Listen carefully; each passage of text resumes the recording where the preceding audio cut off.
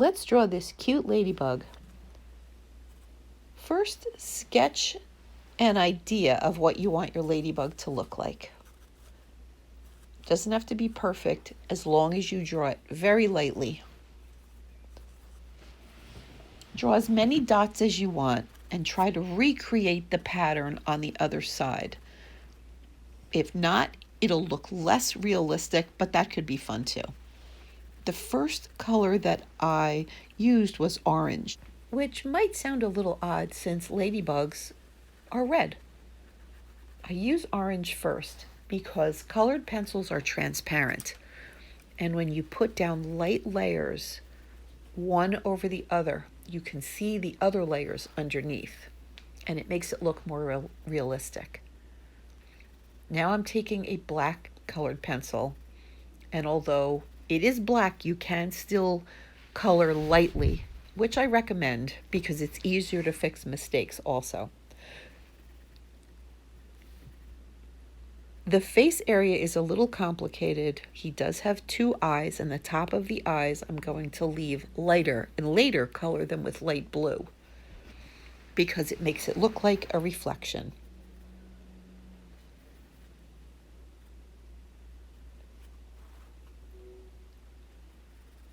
Any of the areas that I leave lighter or white will be a reflection later on.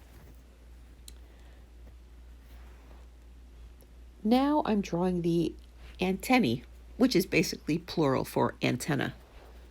They're a little curved and facing the front. I'm just coloring in the black dots and the area or line which separates the two wings. I did it very lightly because some of the black will be in the area where there'll be a reflection, so you don't want that to be pitch black. Now I'm taking a slightly darker color, which is orange red.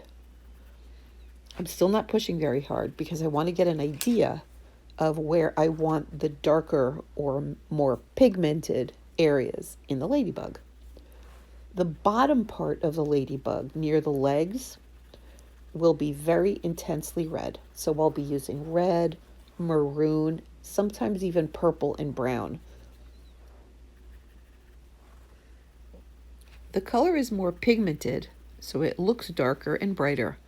And I am pushing slightly harder at this point, but not too hard, because I still want to be able to blend and I still want to be able to put more layers on top of these layers. If you push too hard with colored pencils in the beginning, it's very dark and very thick with the pigment, and that makes it look very shiny, and then you can't put colors on top of it.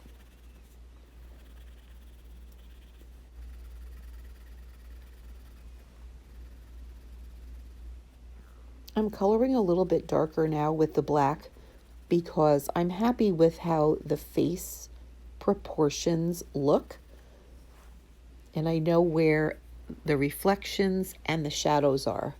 The same with the dots. The dots will be darker on the bottom, so anywhere closer to his legs, I can push harder. Anywhere in that white zone, I'm not pushing as hard, like you saw in that last dot.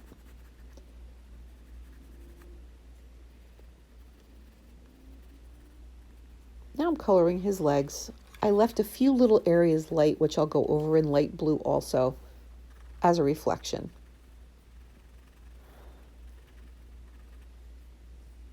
I'm still not completely sure where the highlight will end, so I'm still going a little bit lighter in that area. Even if it's a highlight, it still has some color. Here's that light blue in the reflection.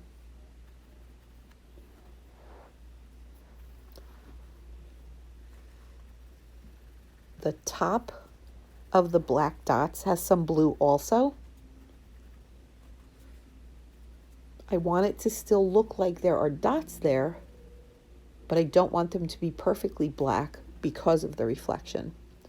Also, it's very rare that you'll want to use completely pure white on the entire reflection. Even though bright sunlight or even a spotlight could be shining on something, it does take some of the color away or appear to take some of the color away.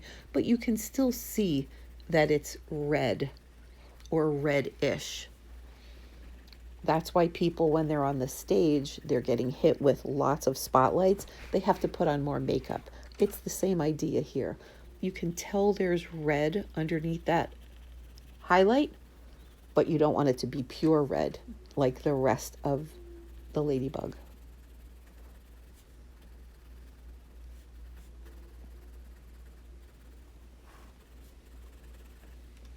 I'm pushing a little heavier now because I'm feeling more secure that I do like the way it's turning out, and I have a better idea of where the highlights and where the shadows are.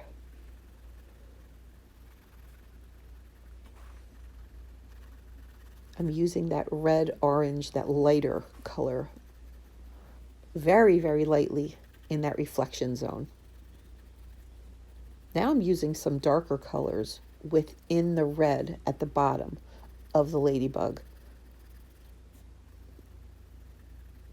There are some bands of darker color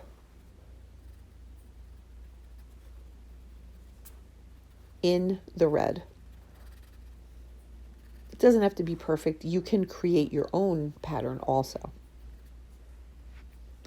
If I colored the whole ladybug red, it would still look like a ladybug, but it would look slightly more cartoonish, or like you would be able to tell it was a drawing, and it would be less realistic. And there's nothing wrong with that. It's just a different look. I'm trying to make this look a little bit realistic today.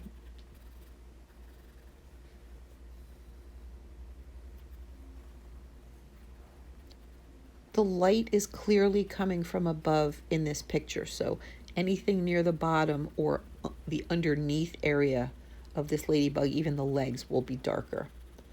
Now I'm blending that zone that's in the reflection with a very light gray pencil.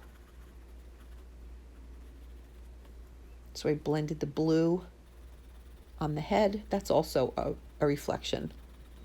And by the end of it, you'll be able to see the black part of the head is also shiny. Now I'm taking a light pencil. You can use white or bone or even yellow, but the yellow does make it look a little bit different. And blend that very light red. You can see it looks a little smoother, and it helps that line from the darker to the lighter fade a little bit and look, once again, more realistic.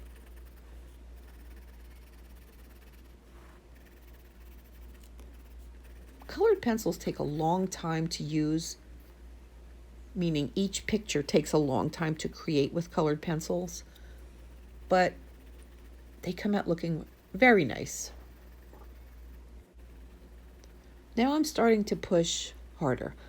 When you push harder, like I said, it makes it look glossy and very smooth. I push less hard when I get to the lighter areas, so the areas blend together very nicely.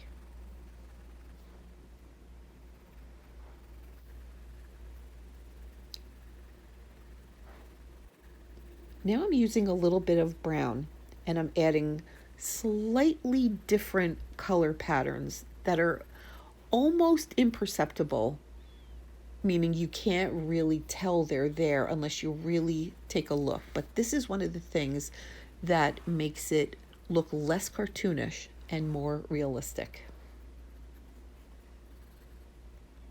I used maroons and even plum colors to add a little bit of interest and variety to the cover of this little beetle bug. I go back and forth several times with several different reds until I get a very smooth and shiny look. We all know those ladybug shells or their covers, the red part, looks very glossy and shiny, so I was trying to make it look as glossy as I could. The black dots are shiny too, so that's why I keep going over them with black. I really didn't use a whole lot of variety in color, except for the top. I used a little bit of blue and then blended it with a very light gray in the area where the reflection hits. Now we know what this looks like. We have a really good idea of how it's going to look when it's finished. And for the rest of the video, what I do is just go over the areas that I've already done to make them even more perfect. It doesn't have to be exactly perfect, but it's nice if you have the time to be able to go back over things and make them look the way you like them. You have to take your time with colored pencils and learn that the results are going to take a while, but they're worth it.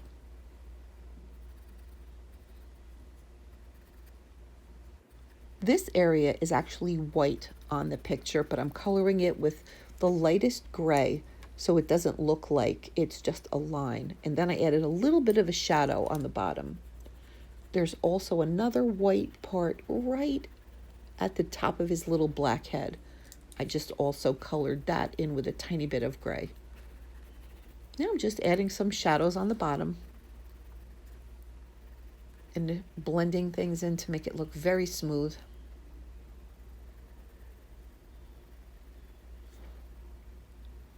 I hope you liked doing this ladybug drawing with me. I really had fun doing this one, and I love ladybugs. I also like the fact that you can make the dots any way you like. Some of them have two, some of them have many more. If you want to show me your images, I would love to see them. You can join my Facebook group, which is Doodlebug Art, and you can post the pictures that you've drawn. I would love to see them, and so would the other people in the group. So I hope to see you there. I'll put the URL link below the video.